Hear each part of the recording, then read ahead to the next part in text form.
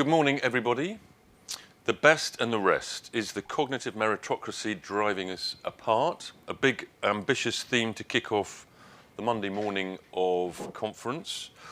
Well, there's been a spate of recent books expressing skepticism about meritocracy, including my own, a book, Head, Hand, Heart, The Struggle for Dignity and Status in the 21st Century.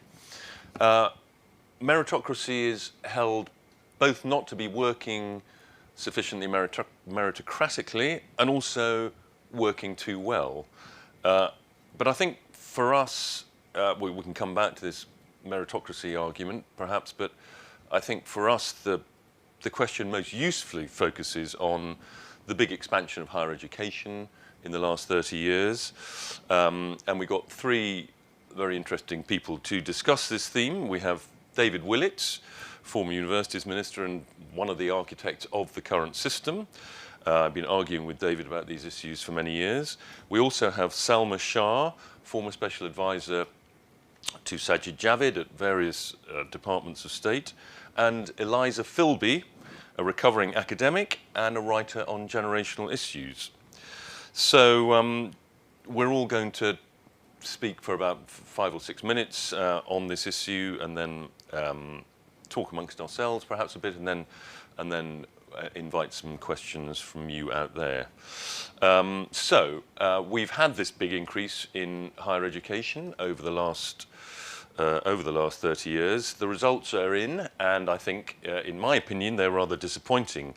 And I think they speak to too much of a focus on a particular kind of academic learning, a particular focus on a certain set of cognitive skills that have unbalanced our society, and one of the causes, I think, of political alienation and the kind of mass resentment we've seen expressed in things like Brexit and Trump.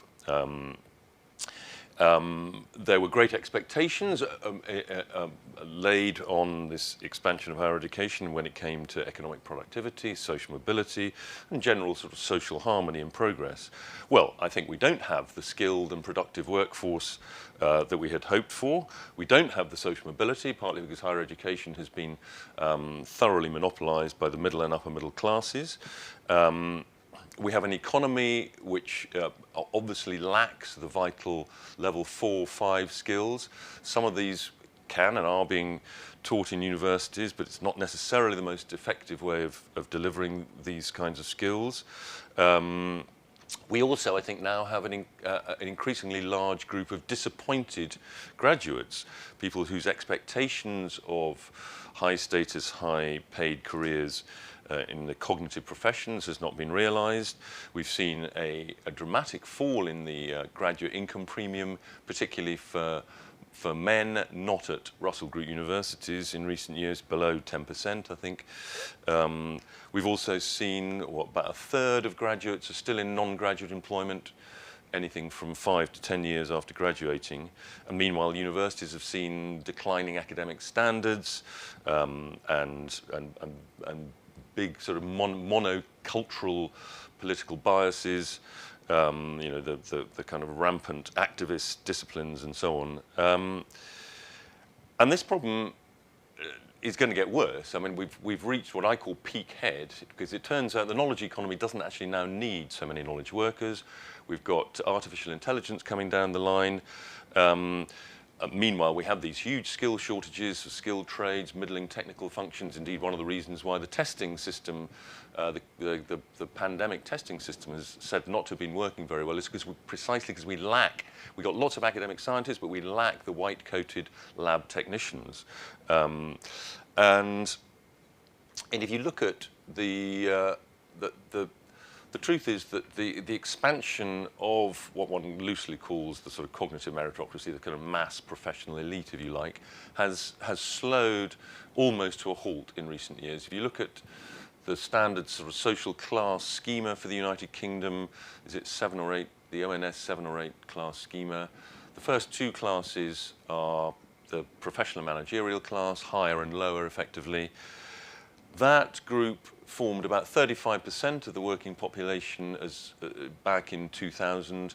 when I last looked at the figure for 2019, I think it was 37%. So there was this huge expansion in these kinds of jobs in the 60s, 70s, 80s. There was more room at the top, and that has shrunk. And all these developments, AI and so on, suggest that it's going to shrink even further. So, I mean, I think that one of the answers I point to in my book is that when I started writing the book, I thought that the idea of shifting status away from aptitudes relating to cognitive and analytical ability towards other kinds of things too. This is not to say, obviously, that high intelligence is not extremely valuable and more necessary than ever for the human species. We need to invent a vaccine for COVID. We need to learn how to suck carbon out of the atmosphere and all of that. But I guess the argument is that we've kind of overproduced a sort of big cognitive bureaucracy beneath the people that are really the knowledge producers, sort of at the top of that hierarchy, and we need to shift status towards other functions, other aptitudes, particularly the caring ones. We have a massive recruitment crisis in most of the caring professions.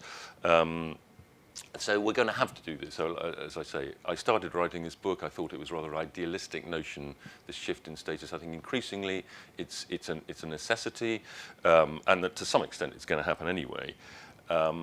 One way it's going to do that, I think, is one way we need to adapt to this is by less of a singular focus on one form of post-school education, the classical university experience. I mean, this is something that David will disagree with me about, and I think this is a very, very important conversation we're having. I mean, I'm not in favour of closing lots of universities. I think we need a thriving higher education sector, but we've placed all of our eggs in one basket, the classical 3-4 year, usually residential university course. We need much more variety. We need to bring back a huge variety of technical and vocational courses. Of course, lots of current universities do vocational courses. They do them, though, often in a very academic way. At full time, we've seen a dramatic fall in part-time courses. We need much greater variety, catering to trying to fill that level, particularly that level 4-5 gap. Level 4-5 is still mainly taught in FE colleges. Universities are kind of moving into, there's a whole question of what the boundary between FE and HE should be, getting down into the weeds of this, what the boundary should be between FE and HE in the delivery of level 4-5 skills. Anyway, let me stop there, and can I ask, as it were, as the defender of the status quo, David Willetts to respond, and then Salma, and then Eliza.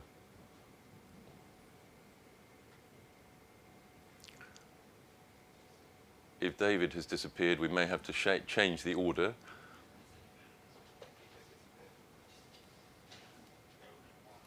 We'll wait for 10 or 15 seconds before changing the order if we have to.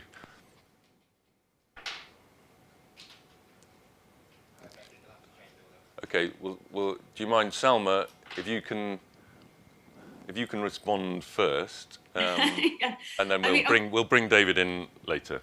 Yeah, unfortunately, I'm going to echo a lot of what you've just said, which I'm sure you're delighted to hear. Firstly, thank you so much, David, for inviting me to participate in this panel, and thank you to Policy Exchange for hosting this event. As I say, a lot of what David says rings true to me, and I was actually at the business department when it still retained HE and FE policies. But I want to start my opening remarks with considering this question of cognitive bias. How we value work has always been deeply biased towards academic standards. From the ancient Greeks lounging around with their deep thinking to the Regency gentleman inheriting his place at Eton alongside his title. It's only until very recently that education is considered something that was suitable for average people, such as myself. So I don't think there's anything really new in this. The material difference here is that given that we're in a mixed economy, where the state has some considerable influence on the education system and regularly intervenes to try and make it better, it can use its power to help, say, the levelling up agenda. And that's why it matters. The ultimate aim for most governments, once you set the rhetoric aside, is about bringing skills to people that will secure them the jobs of the future and support a growing economy at a time when we must push to participate and compete credibly in the global race. At the business department, as I said, we had HE and FE, but it was a constant struggle to promote types of further education that were not academic. Why was that? I believe that somewhere deep in our subconscious, we still believe that progress is in the professions, not quite realizing that technological advancements, as David has just said, will be making a lot of professional occupations pretty redundant pretty quickly. But certainly the idea of going to university for many is about progress to another social strata. We've never been able to separate our education from our social angst. Or maybe I'm just projecting onto the rest of you watching, but that's my experience. Despite the rise in high-skilled apprenticeships, the need for engineers and scientists, we haven't seen the surge in young people looking to FE rather than HE for their future. The ecosystem around qualifications doesn't seem to have responded to this new offer either. So businesses deciding that they want to opt for somebody with a higher level apprenticeship rather than a degree, and vocational jobs not thinking that a degree is the best way forward. So responding to their job descriptions with different types of qualifications. I hope that policies like the apprenticeship levy means that businesses will begin to see the benefits and that the Department for Education will find better pathways for A-level leavers to consider these options as just as good, if not better. The other thing that I think is worth pointing out in terms of higher education is that the debt burden has increased and the cost of living at university has become more expensive. Even though our system is essentially a graduate tax and therefore sensible, people understandably don't want the burden, especially when it's associated with the cost of living further down the line. You know, having 126 quid taken out of your pay packet when you're on a starter salary isn't that good for most people. So perhaps these circumstances mean that people will have to look at alternative routes as well. We need a shift in our education priorities. We have one of the lowest productivity levels in Europe, and that is in part because until recently, we had a huge number of people in employment. But what we need to add are modern industrial skills, ones that are constantly able to rejuvenate at several points in an individual's career. All work is dignified. It's how we value that work that matters. And I think I'll leave it there before I go into stream of consciousness, because there's so much that I want to talk about, but I think David might be back on. That's great. Thank you very much, Salma. Is David back on? I hope so. Oh, I'm sorry, you are. Unstable internet connection. Yeah. And I apologise for that. And that's why also to save on bandwidth, I've been stopping the video. But I heard most of your opening remarks, David. And of course, anyway, I've read your book. Right. Of course I you have. heard most of what Salma said. Yeah. So, yeah, I mean, there are certainly some big social changes here, and whether there's going to be a further big expansion in the number of white-collar jobs, I don't know. There may well not be. And I loved your image of the white-collared technicians. Slightly Wilsonian, I thought, actually. But the lab-coated technicians that we were short of. And you've got a point there. My main I have several disagreements with you. My main disagreement with you is that your picture of university and higher education is far too narrow. And university, certainly higher education more generally, is your ally in a lot of what you would want to achieve, not your enemy. And the only reason that you don't appear to see this is that you have a picture of higher education as the classic Oxbridge-Russell Group model.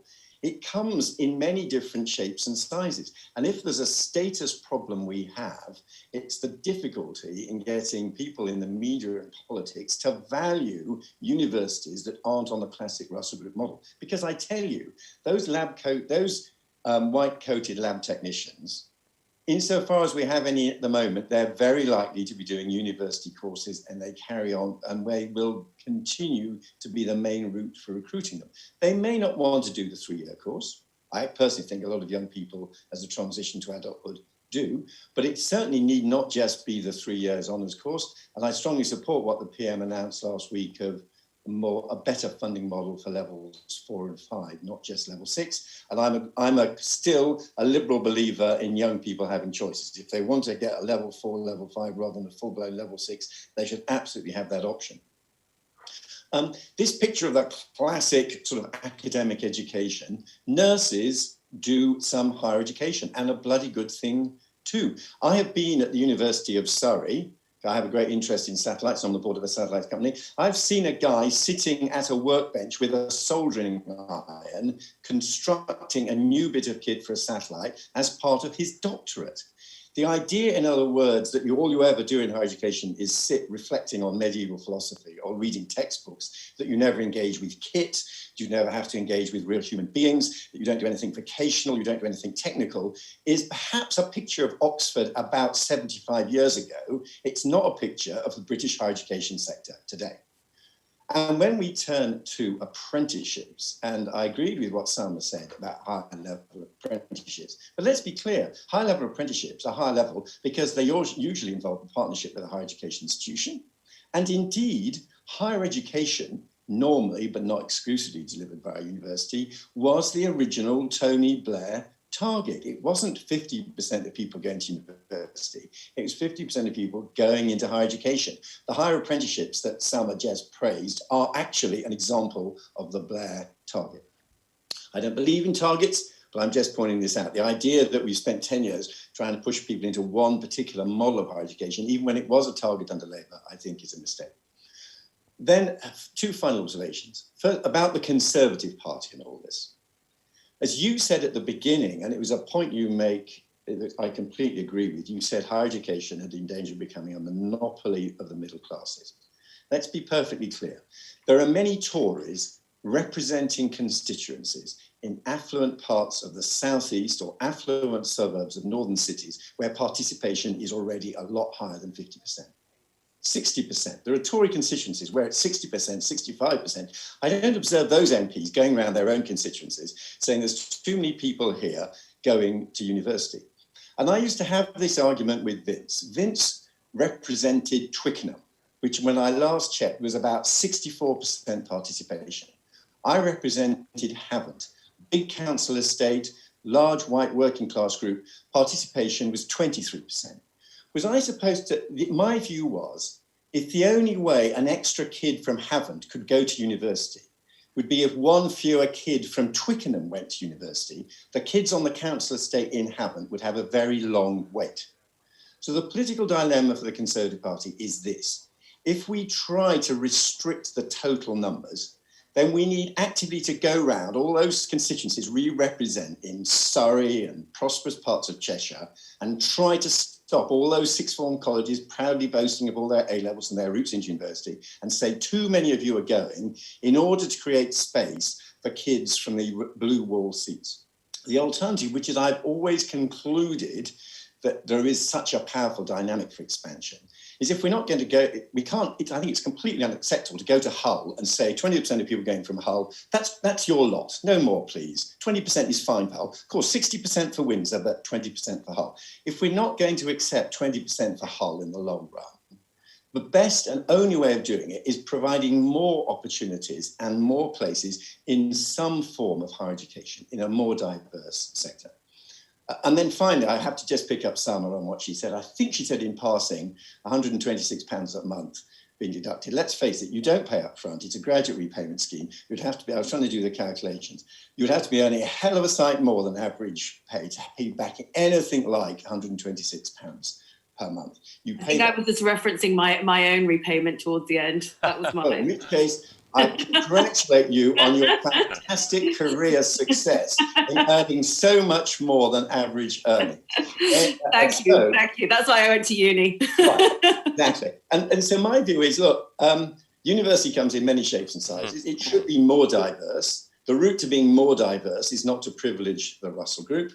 There is a massive aspiration out there for many young people to get into some form of higher education and university. And surely this summer is an important political message for our party. This summer, despite all the media narrative and ministers flirting with the media narrative that too many people go to university. We have just had one of the biggest increases in 1 year in higher education participation at any point, simply because of pressure from actual real individuals who would, if the Conservative Party are achieving that aspiration.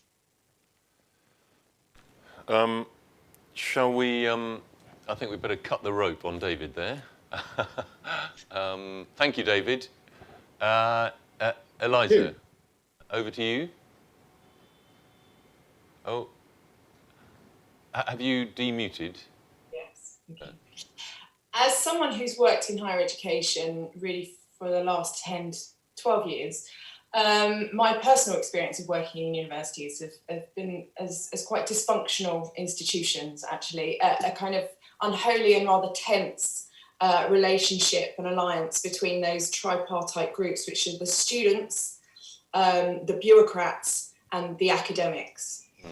And sometimes, you know, and I've worked in universities across the UK and also in China. And what I've found is that actually in many respects, the universities aren't really fit for purpose and never really were designed to become kind of finishing schools for the professional class.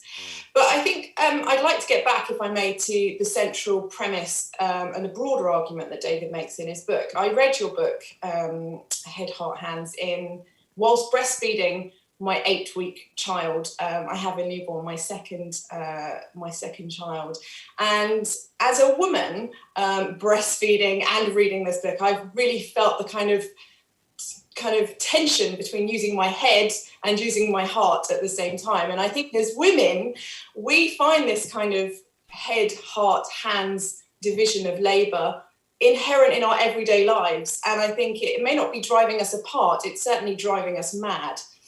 So I'm quite interested in the gender division and aspects of this debate, because I think it's, you know, we all came out every Thursday night during that period of what seemed like a really intense period of national unity in kind of April, May lockdown phase of COVID, and where we were clapping for carers. And it really felt like there was this sense of renewed appreciation for the hospital workers, the nurses, the doctors, the people, the carers, but also the dustbin men, the supermarket checkout people, all of those people that, you know, traditionally aren't appreciated or have lower status as workers. And I think it was a kind of false sense of unity, because although we were coming out to clap them and appreciate them, we did so from a confinement and behind our wall of safety. There was, you know, the division between heads, people that are able to, you know, use their heads in their jobs, as opposed to people that use their hands and hearts in their jobs, as you classify, as exacerbated under COVID. You know, people that can work from home, people that can work remotely, can do so within the confines and safety of their home. It's those at the front line, bus drivers, nurses, that are most exposed. So I think there's a real sense of unity and kind of sense of kind of appreciation for different professions that perhaps don't have that same status as those with an academic qualification. But actually, if anything, it's exacerbated that division. You know, how many people that were clapping for nurses were paying their cleaners whilst they weren't cleaning their house? Or how many people were clapping for carers whilst at the same time sacking nannies because they didn't need them anymore whilst the children were off school and lockdown was enforced? I think, if anything, what lockdown has revealed is the way in which the professional class, and I speak particularly about women, because I think the knowledge economy has really benefited women. They now outnumber men at university almost across the world. How much professional women rely on unprofessional women to help them achieve all of their goals and do work that needs to be done. You know, we are now dependent, professional women are more and more ever dependent on paid staff to look after our kids, to clean our houses, to cook our meals. And I think, if anything, the feminist cause, you could argue, has been put back a notch by this division between those that work with their heads and those that work with their hands and their hearts. I think what your book, I think, really points out is the way in which this cognitive division really starts so young. I mean, I would argue it doesn't start at university, it starts at nursery. I mean, you see parents engaging in a rat race to get their kids into, the nurseries that, have the most progressive education standards, have the most open space. You see parents obsessed about primary schools and engagement of tutors. And really, I think we're talking as much about, a parenting culture that really, I think, evolved in the 1980s, as much as government policy. I think parenting and your children became a status symbol. What's dear Johnny getting in his GCSEs, as much as what car are you driving or what's the interiors of your house like. Children, if you look at all the statistics on the decline, for example, of sort of unstructured play, kids playing in the street, goes rapidly in decline in the 1980s as the rise of more structured educational focused activities for kids outside of school, let alone inside school. And so you get this real divide, I think, starting amongst the millennial generation, for whom this kind of intensification of schooling and measurement through academic success really hits them the most profoundly. And it's done by their parents chiefly. It's really an aspect of parenting culture that becomes really important in the 1980s, and I think is now interestingly beginning to be questioned by millennials themselves as they become parents. So you argue in your book that there needs to be a rebalancing between those, the status of an academic professional job and the status of caring roles and manual labour, for example. And I think that rebalancing is already happening. Yeah. And it's really happening not just because there's too many graduates and therefore everyone's questioning the point and purpose and price of a degree. That's absolutely happening. But it's also a generational shift in values. And I would say this as a generations expert, wouldn't I? But I think millennials are realising that all of that target parenting, all of that obsession with schooling, all of that kind of like rat race of childhood actually has made kids really unhappy. You look at teenagers today, and it's not just social media that's depressing them, it's schooling. A number of parents remarked to me of how actually, I think, much happier their kids are when they were at home under lockdown and not at school. So I think millennial parents are going to really kind of disrupt the status quo, and you see it already as they choose forest schooling, for example, for their nursery, or as they are seeing the benefits of not just teaching their kids how to read at a young age, but teaching their kids in nature. They're talking much more about unstructured play rather than this obsession with academic success. I also think millennial dads are really stepping up. One of the reasons why professional women have had to rely so much on paid labour is because men hadn't stepped up in the domestic sphere in the way that women had stepped up in the professional sphere. And I think actually millennial dads are representing a new generation, and perhaps it will be accelerated by the lockdown, where they are doing much more childcare, they are taking paternity leave, more and more of them. They are doing much more caring, not just for children, but for the elderly. And that's obviously going to be a huge responsibility for millennials as their parents age. And I think this rebalancing and this real questioning of academic success as a marker, or even as a way in which you enter adulthood, is going to be rebalanced, because the next generation come through, realise that actually it's made them unhappy, it's made them probably poor, and it hasn't actually necessarily led to a sense of purpose and fulfilment in their lives, professional lives. And then finally, I think one of the things that I'd just like to say I think is key, and you mention in your book, and I think is really important, this cognitive divide, I think, can best be rebalanced by the mass expansion of adult education. And it's something that I think has been systematically eroded over time by various governments and through various policies, but it's absolutely key to creating an agile, flexible workforce that understands they need to learn not just up until the age of 21, but actually throughout their lives in order to be agile workers, which is going to be increasingly necessary in a world dominated and a place dominated by AI. That's great. Thank you, Eliza. I mean, I'd just like to come back on a couple of points, and then why don't the three of you come back at me or pick up on any points that particularly interest you, and then we'll perhaps go and invite some questions. People know how to. What is it you have to do?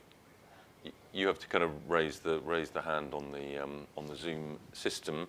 I don't want to continue the argument that me and David have been having, but I mean, David does tend to caricature my position. I mean, I'm perfectly well aware of the fact that particularly the new universities, the former polytechnics, are extremely valuable institutions and often add a lot more value actually than Russell Group universities with their, often their very high proportion of people from private schools or grammar schools. I'm well aware of the fact that about 40% of degrees are vocational to a greater or lesser extent.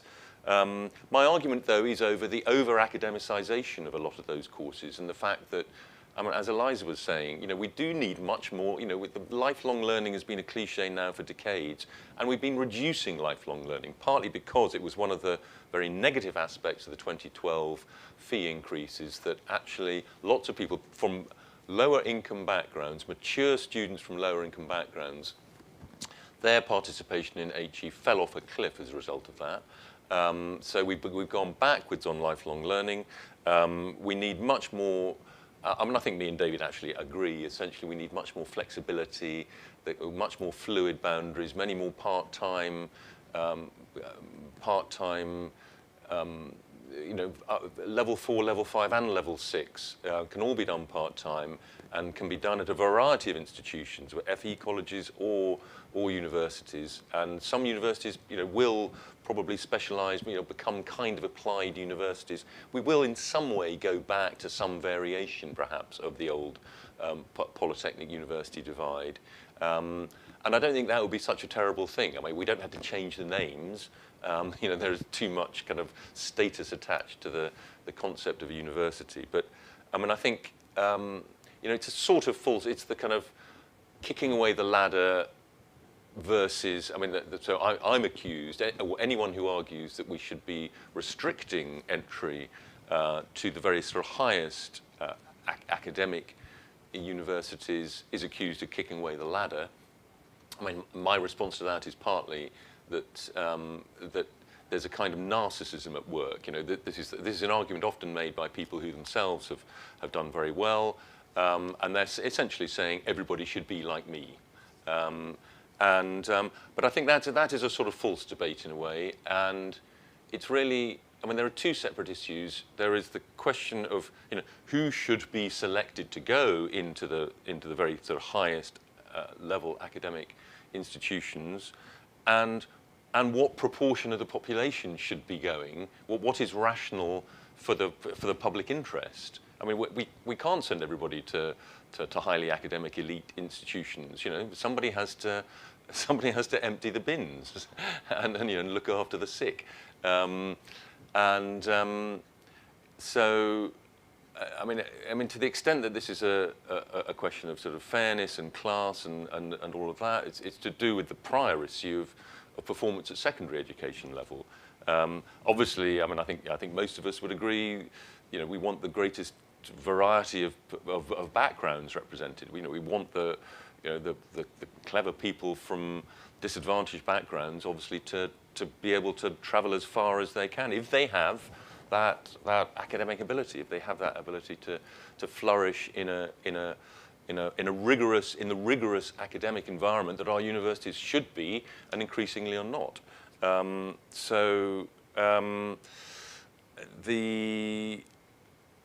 whole question of choice, of course, if you're a kid and you're being, still, even if you're paying tuition fees at £9,000 a year, you're still being massively subsidised by the state, most of them, to go to university. 3 years away from mum and dad, and having fun, is, as you say, is part of the sort of, has become part of the rite of passage, at least for middle class Britain.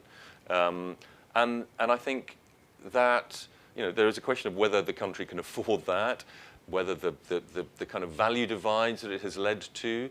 You know, there are all sorts of negatives about this as well.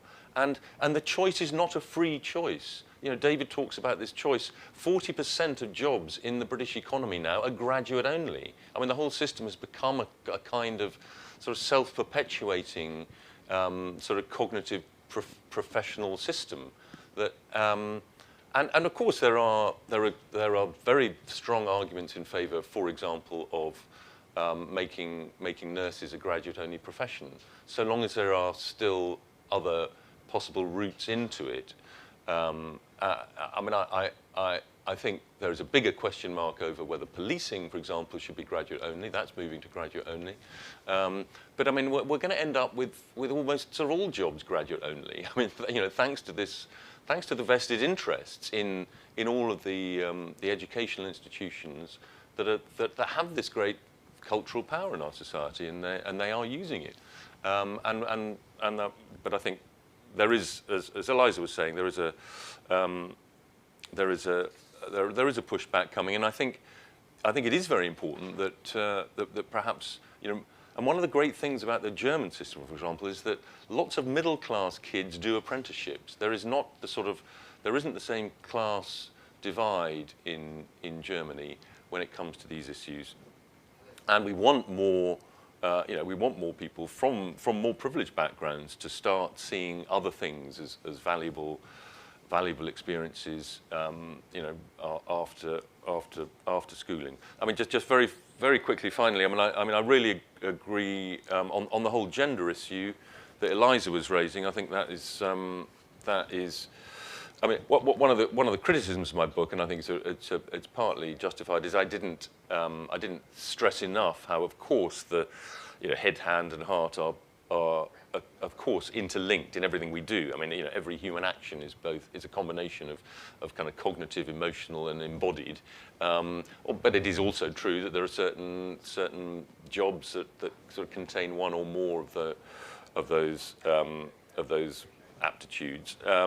But I think the really interesting question, and it's a question in a way for modern feminism, is, you know, is it possible to raise the status of the status and reward of the public people working in the public care economy, who are overwhelmingly women, without raising the status of care in the domestic sphere, in the private realm?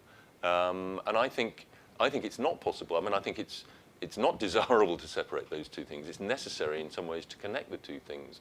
And I think this is perhaps where modern feminism has taken the wrong course, that it's almost exclusive focus on equal access to professional careers for women. I mean, obviously, nobody's suggesting that in itself is wrong, but the way that it's almost created a sort of masculinist culture, which has you know, in the way that I guess historically men have downplayed the importance of what happens in the domestic sphere, because it's not the sphere that they dominate, and that actually raising and we need a more pluralistic form of feminism that wants to, you know, that thinks it's also a good idea that it should be easier for parents, either the mother or the father. It'll probably generally be the mother, to make it easier to stay at home for longer when children are very young. I mean, we don't even allow couples to share their tax allowances in a way that's quite common in many other parts of the world. And it's really very, very difficult, unless you're very affluent, not to go back to work immediately. And to make that easier, I think, would be a big step forward. Anyway, let me stop there. I've had my 2 pence worth. Do you want to come back, Eliza? Salma? Yep. I just want to respond to what David was saying about, you know, those poor souls in Twickenham not being able to go to university if there's a quota. Yeah. I think well, I'll explain my point by through an anecdote. A couple of years ago, I was teaching at Winchester School. I was teaching public speaking at Winchester School, and they were all sort of 16, 17-year-olds. And I asked a class of about 100 students, how many of them wanted to go to university? And I'd say only 20% put their hand up. And I was shocked. It's Winchester, one of the leading public schools in England. And I was asking them, what do you want to do instead? And a number of them said, travel or enter the army or the navy or one of the military.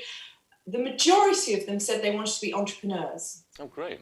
And one of the things I think that's really shifted, again, this is generational shift in values, is the way in which entrepreneurs, the Zuckerbergs, the Elon Musks, for example, are lionized as being disruptors that have rejected formal education and are almost kind of lone rangers going it alone, defying the system.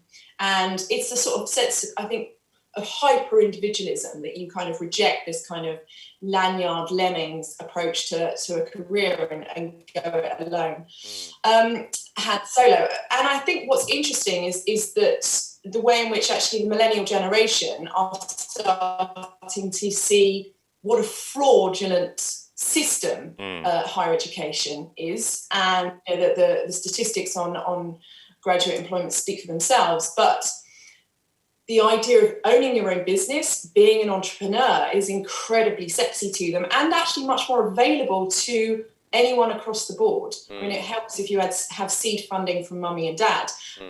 Of course it does, but I think that's a really interesting shift. You compare that to a friend of mine from Durham who has recently been given an honorary doctorate from Durham University, and her dad, whose father was a miner, was absolutely delighted with this news when she told him. I mean, he shed a tear. He was so kind of proud that his daughter, a granddaughter of a miner from Durham, was now being given a doctorate by Durham University. And I think it really speaks to the fact that that generation, the baby boom generation, really, again, lionized the sort of sense of university education, being a graduate. And I think that's where the shift will come. It won't come in government policy, which always lags 20 years behind. It's going to come in that generational shift in values. Well, that's a really interesting observation. Salma, by the way, I'm afraid, everybody, we've lost David. Apparently the Wi-Fi in Tuscany is really very poor. Lucky man. He's escaping all these clouds in Tuscany, but he's no longer going to be able to speak to us. But he's going to miss the fact that I was going to extend an olive branch to him about universities. My point was going to be to David was that it's not an either or. It's about how we're balancing it. So you might have universities as allies for higher degree apprenticeships, but it doesn't necessarily mean that that's the thing that they're going to push. And to Eliza's point, one of the things that we did in government was push universities as a sector, as an export sector.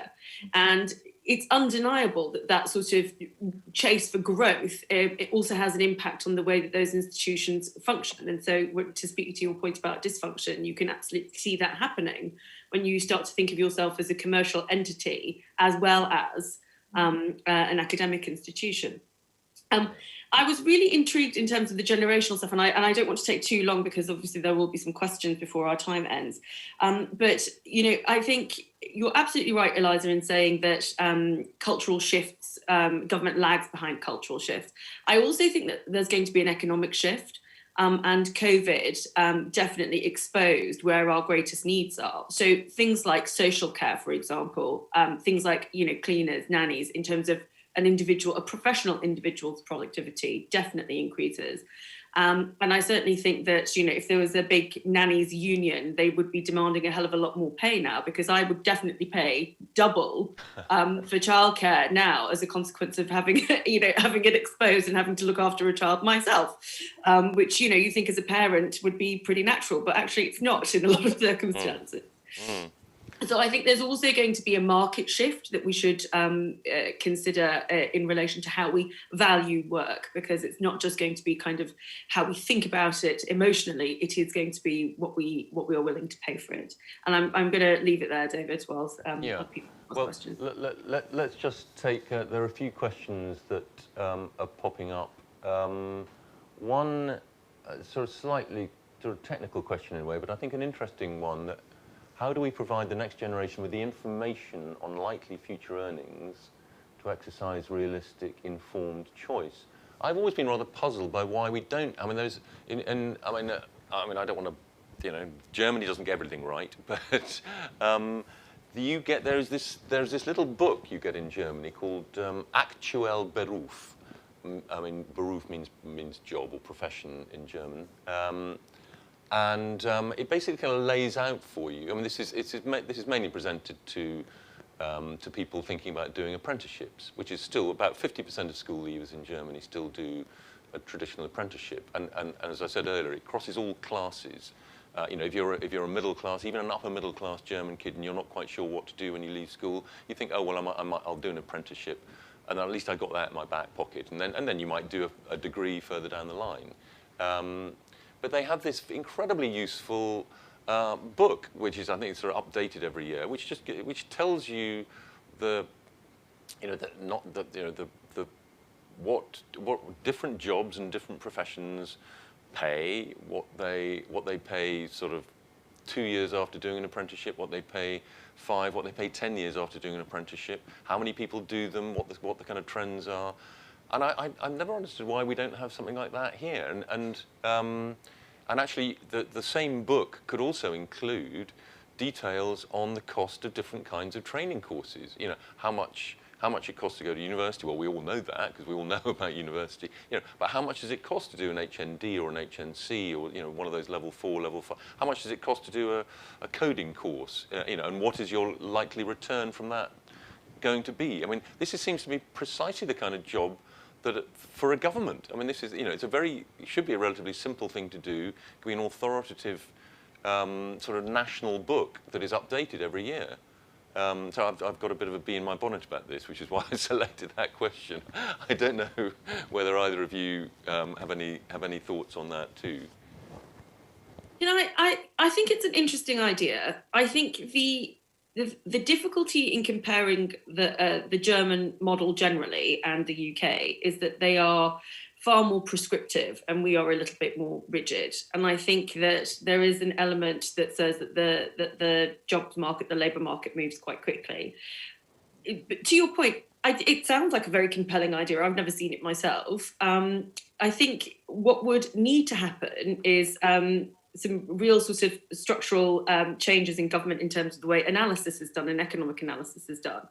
And I think there's got to be some sensible way of cohering data better within government so that actually you can offer this up as a definitive guide and something that the government could have confidence in when school leavers or A-level leavers are going off to make decisions about what they need to do. So I think there is kind of probably a technical administrative change that needs to happen within government about thinking about how they collect data and analyse and not take a back step on thinking about the labour market. Well, one thing we haven't really discussed, and there is a question on this, is the whole question of meritocracy. And somebody pointing out, I mean, rightly in my view, that no one's really come up with an alternative to selection by merit. I mean, my book is in some ways, it pays homage to. Do you want a beauty pageant? Well, there are many ways of selection, aren't there? No, I think one of the weaknesses of my book pays homage to Michael Young's critique of meritocracy.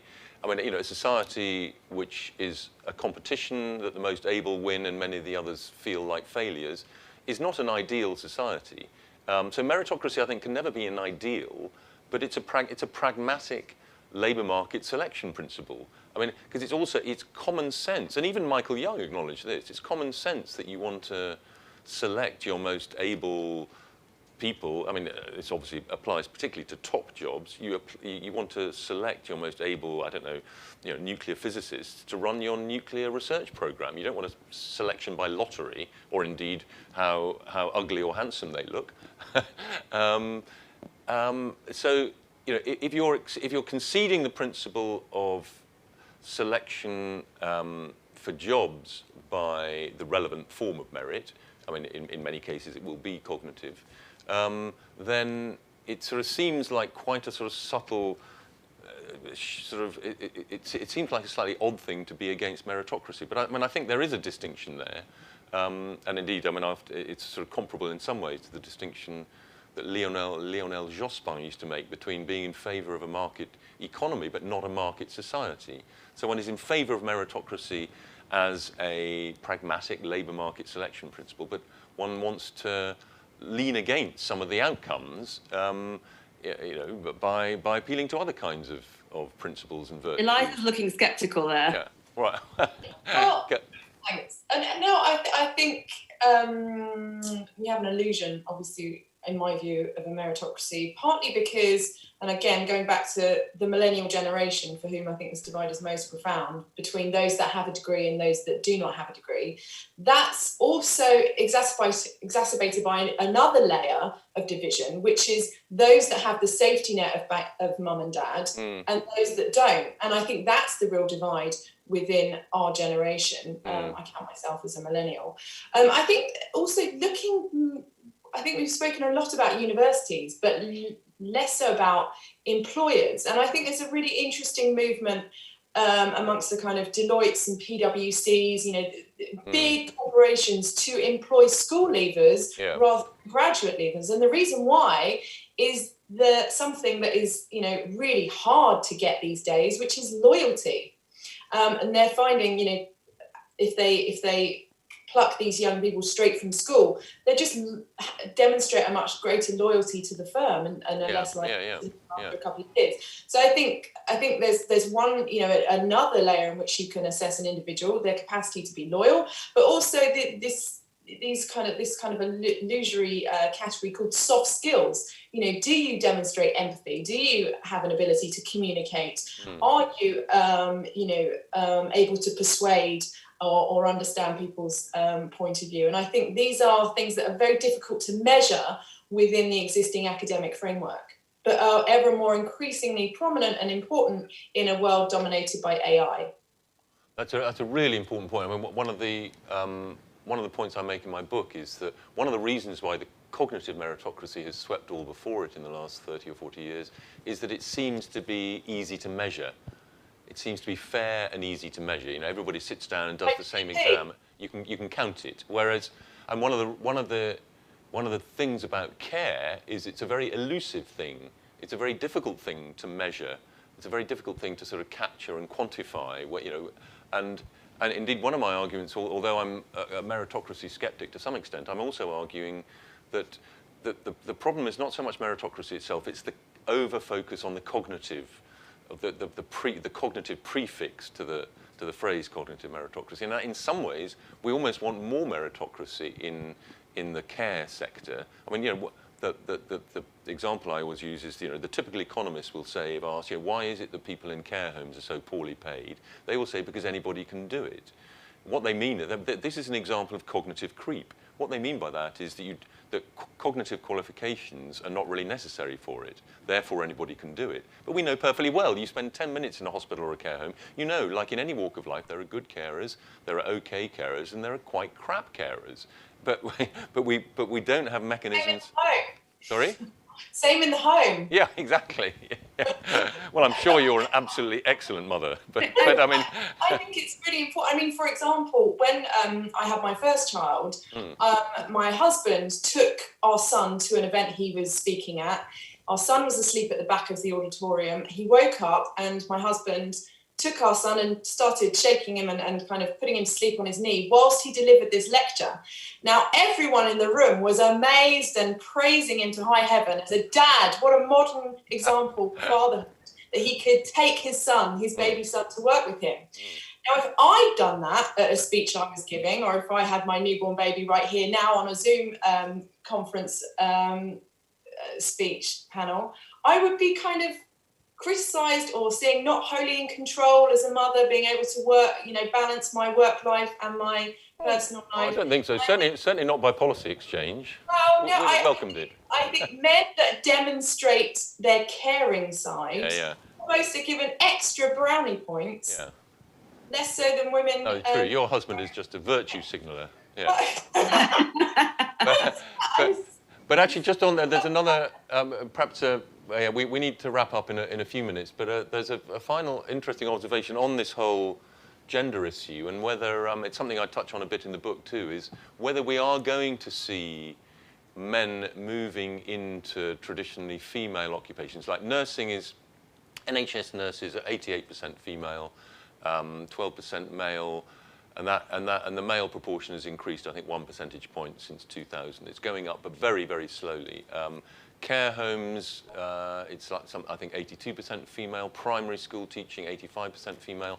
Are we going to start to see? And is there a role for public policy in promoting a better gender balance in these traditionally female areas? And is it perhaps regretfully part of the way in which pay and status of these occupations rises is actually by having more men doing them? And it may well be, for example, that as care homes start to use technology more, you know, all these gadgets that are being invented in aging Japan, you know, robots for putting old people in and out of baths, for example, you know, it may be that the standard social care worker in 20 years' time will be a young male operating 10 robots. And is that something to be welcomed? I mean, there is a problem with men in some of these predominantly female occupations. Is they tend to end up at the top.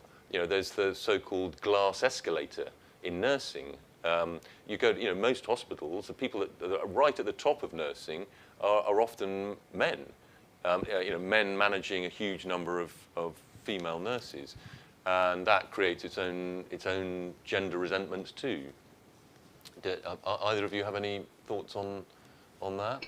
Until you make paternity leave statutory, and indeed you pay people to care also for their elderly family relatives, i.e. monetize domestic care, you're not going to get that infiltration of men into the caring professions.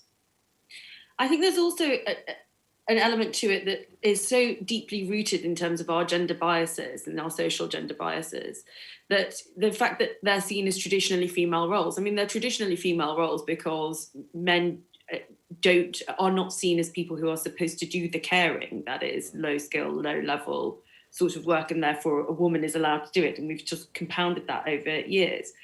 I think if we're going to actually tackle it, there has to be questions that are raised about actually what is particularly female or what is particularly male about these roles, and really assess why we gender them in a certain way, because it's less about the gender and it's more about inherent sort of talent for certain things, or, you know, why certain people attuned to certain vocations, you know, the caring vocation. I don't think I could ever have been a nurse, even though I like the idea of sort of caring for things and nurturing things. I don't think I have that kind of personality. So I think we need to start thinking about assessing, just going back to your earlier point about not having meritocracy as the kind of central decider of what is valuable and what isn't, but think about how people can do the job better dependent on their individual inherent talent, as opposed to how we divide people in terms of gender bias, for example. Well, but one of the reasons why we have a recruitment crisis, we do have a recruitment crisis in nursing, in social care. I mean, there's some evidence that the pandemic, partly because, you know, nurses have been one of the sort of central figures, sort of heroic figures in it, that there is some evidence that recruitment onto nursing courses is rising as a result of it, which is obviously a good thing. But one of the reasons we have a recruitment crisis in these areas is partly for the very benign reason that women have many more opportunities than they did 40 years ago. I mean, also, we haven't mentioned the kind of elephant in the room, which is immigration, and the way in which, you know, most of those jobs have been fulfilled by migrant labour. Well, not most, but a significant minority. A fair share then. And that, you know, that relationship, if you like, of the rise of the professional woman and the infiltration of migrant labour into those roles that traditionally have been done by women for free, I think is a really interesting dichotomy. But again, here's the problem, because if you think about where social care was ranked in terms of the skill tiers in order to get a visa to come here and do those jobs, because you had a lot of people from the Far East coming in, it was traditionally ranked lower. Now, the way that the current system works, and obviously it's going to change, but you can change what you need in terms of the economy. So if there's a gap, you can get more people in,